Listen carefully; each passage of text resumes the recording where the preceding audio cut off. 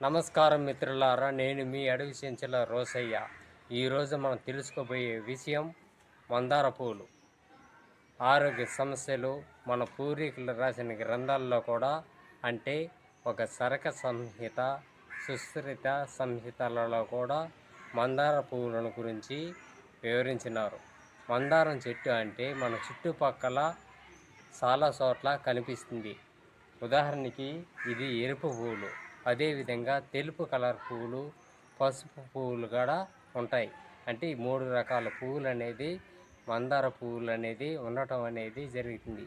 ఈ 3 రకాల పువ్వులు అనేది మనకి ఎన్నో రకాల ఔషధ గుణాలు అనేది కలిగించడం అనేది మనకి జరుగుతుంది. మన గ్రామాలలో జుట్టుకు, చర్మానికి, ఆరోగ్యానికి మందులా వాడుతూ ఉంటారు. ఆయుర్వేద ప్రకారము మందార పువ్వులు రక్తాన్ని శుద్ధి చేస్తాయి, మన శరీరంలో ఉండేటువంటి వేడిని తగ్గిస్తాయి, పిత్త దోషాలను సమతుల్యం చేస్తుంది ఈ మందార పువ్వులు అనేది. వాత కఫ దోషాలకు కూడా ఈ మందార పువ్వుల కషాయం తాగడం వలన మన రక్తంలోని మలినాలు తొలగిపోవడం అనేది జరుగుతుంది. నెక్స్ట్ వచ్చి మనకి చర్మ సమస్యలు అనేది కూడా తగ్గటం అనేది జరుగుతుంది.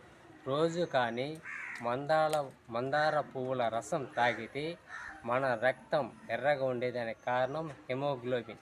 ఆ హిమోగ్లోబిన్ అనేది పెరగటం అనేది జరుగుతుంది. నెక్స్ట్ వచ్చి మనకి అలసట అనేది కూడా తగ్గటం అనేది జరుగుతుంది.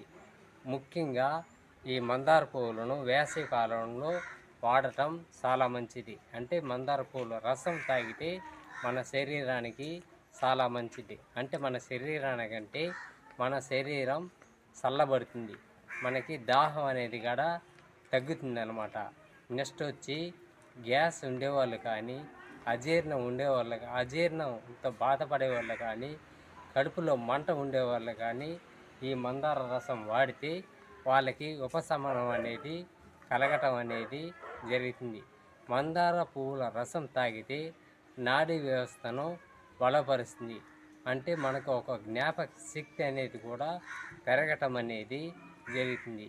నెక్స్ట్ మనకి ఏకాగ్రత కూడా ఎక్కువగా పెరగటం అనేది జరుగుతుంది. ఈ మందార పువ్వులు ప్లస్ కొబ్బరి నూనె కలిపి మరిగించి నూనెని తయారు చేసి వాడితే మనకి జుట్టు రాలే సమస్యలు కూడా తగ్గటం అనేది తగ్గుతుంది.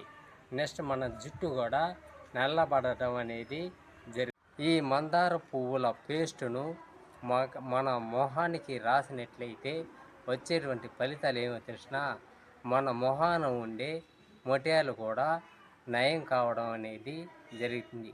నెక్స్ట్ అదేవిధంగా అదే మొహానికి రాస్తే మన మొహం పైన ఉండేటువంటి నల్ల మచ్చలు కానీ, తెల్ల మచ్చలు కానీ నయం కావడం అనేది జరుగుతుంది.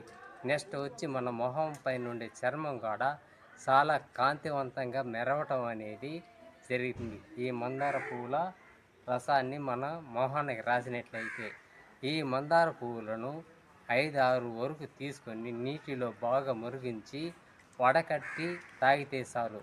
అంటే రోజుకు ఒకసారి మాత్రమే వాడాలి. మందార పువ్వులను నీటిలో కలిపి నూరి తేనెను కలిపి కూడా మందార పువ్వులు ప్లస్ కొబ్బరి నూనె వేడి చేసి భద్రపరచాలి. వారానికి 2 సార్లు మనం తలకి వాడితే చాలా మంచిది.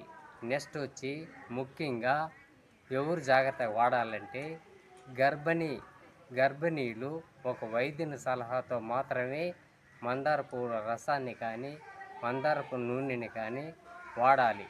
నెక్స్ట్ ముఖ్యంగా ఎవరు వాడకూడదంటే అలర్జీ ఉండేవాళ్ళు ఈ మందార పువ్వుల రసాన్ని కానీ, మందారపు నూనెని కానీ వాడకూడదు.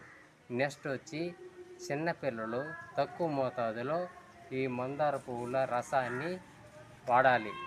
ఈ విధంగా మందార పువ్వులు అనేది మనకి దేవుడిచ్చిన ఒక వరం లాంటిది.